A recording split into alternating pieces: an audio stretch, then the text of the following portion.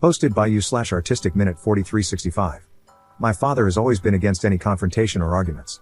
He is extremely passive, refuses to stand up for himself, and avoids any conflict.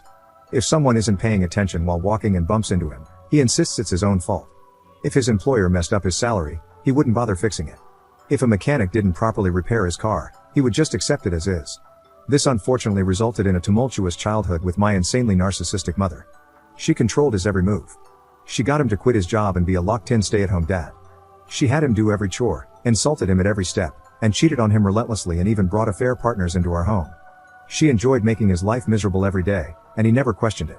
My extended family, God bless them, were there for me as much as they could be. They tried for years to make my father leave, but he never budged. When she would direct her anger at me, in the form of screaming, insulting, or general demeaning, my father never once found the guts to stand up for me or support me. When I was a kid, if I cried to my dad about something mom did or said to me, he would sweep it under the rug or just insist I forget about it. Hell, he would even try to justify it. As I grew older, it really set in for me how messed up this was. My mother gladly kicked me out of the house when I was 18, and my father just sat there looking sullen. He didn't say a damn thing. I joined the Air Force almost immediately and got stationed on the other side of the country.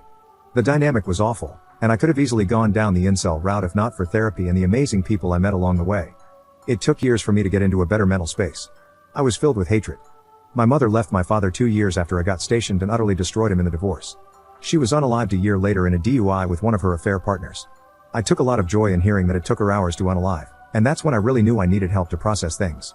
I'm almost 30 now, have a girlfriend who is perhaps the best thing to ever happen in my life, and she fully understands the situation with my family. I have learned not to allow myself to be consumed with anger and resentment by my past, or so I thought, as you'll see, and instead put that energy into my future. I have been extraordinarily low contact / near no contact with my father since I left. As much as I try, I cannot make that connection with him. I recently went to a family reunion and brought my girlfriend with me. My father was there since it was his side of the family. They have many issues with him, but he is family, so whatever, I guess. I made sure to avoid him. I was chatting with my uncles when I heard my father talking in the background. He was discussing how a co-worker of his was going through a divorce after discovering his wife was having an affair and was positioned to have a very favorable outcome. My father remarked that his co-worker should instead work to forgive his wife and, in his own words, set a good example for unity and forgiveness, adding that he believed he had set a great example for me in that regard. I swear it was like a switch went off in my head, and I was mentally back to being the rage-filled 18-year-old. After all these years, he still hadn't learned a damn thing. I turned to him and asked if he was serious. He looked at me and started to stutter. I know the next minute was pure word vomit, and I can't relay it perfectly, but to sum it up, I shouted that he was a pathetic father, a pathetic man, that his family all knew he was a disgrace of a human being who would rather let his son be treated like trash than defend him because he was a coward, that no one would ever see him as an example to live by, that his wife would rather sleep with half the neighborhood than even touch him, and that he should never, ever believe anyone respects him. I began to derail and ramble between my shouting, and my girlfriend quickly took me out and drove me home. It was insane how quickly being away from him made me feel better. When we got back, she just held me and told me it was okay. Again, she's the best thing to ever happen to me. I was ashamed of how I lost it and am now going to resume my therapy, that's a given. However, I'm glad I finally unloaded what always needed to be said to him. My extended family has pretty mixed reactions. His brothers, my uncles, said it was time for him to hear it from me, while my grandparents are pissed I did that in front of the entire extended family, with some saying I should have done that behind closed doors instead of in front of everyone. Commenter. All I can say is that based on your post and this interaction, your anger is deeply misguided. And you're failing to recognize the truly horrifying thing. You're behaving like the mother you actually should hate. Ops response. Oh, trust me, I fully hate her as well, but she is gone, and there is no use in holding a grudge against someone who isn't alive.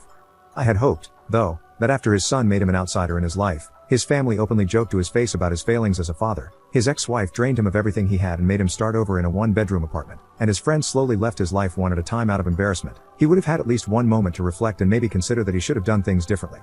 Update 2 days later. Thanks for the advice and recommendations, even among some of the comments calling me the jerk. However, some of them needed to be addressed because they were either hilarious or cringeworthy. Some were very angry, and they kind of confused me at first until I read their comments further down or saw their profiles and noticed rants about double standards or complete non-sequitur ramblings about women.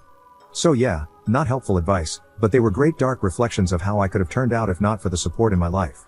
Some attempted to portray my dad as a humble, kind, caring, sensitive old man who I'm just being a bully to. This was a very good insight into how enablers of abuse get away with so much in today's world, because so many people forget that they are part of the abuse themselves. Some were attempting to mentally dissect me or have a gotcha moment with me to pull apart my story. That was generally asinine. and I had to step away from those before they asked for my cranial measurements or something. So it was pretty much immediately when I was up the next morning that I realized I needed to resolve the events of last night. I first spoke to my girlfriend and gave a sincere apology for having her see me like that. She reassured me that nothing was wrong, that she's known me for years and has always known me to be level-headed, and that she understands why I kind of snapped. She herself has a history of dealing with narcissistic family members, so she absolutely understands the dynamic.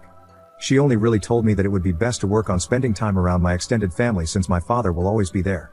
I told her not to worry, I'm immediately going to talk to them afterward to figure that out. So that part's fine. I look like kind of a jerk in front of her, but I'm making sure that doesn't happen again. I also informed her of my intentions to resume therapy just to keep myself steady, which she was happy to hear. I called my grandparents and sincerely apologized for putting such a sore dent in their family reunion. I acknowledged that it wasn't appropriate, and while it felt good to say those things to him, it should have been done privately and not in front of everyone. I also told them that going forward, as much as I love spending time with them, since the family always hangs out as one group that my father will always be a part of, I need to distance myself occasionally until I feel comfortable interacting with him.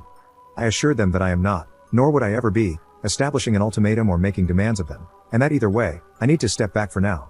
I guess during my apology and explanation, I was kind of going on a tangent because my grandfather interrupted me to calm down.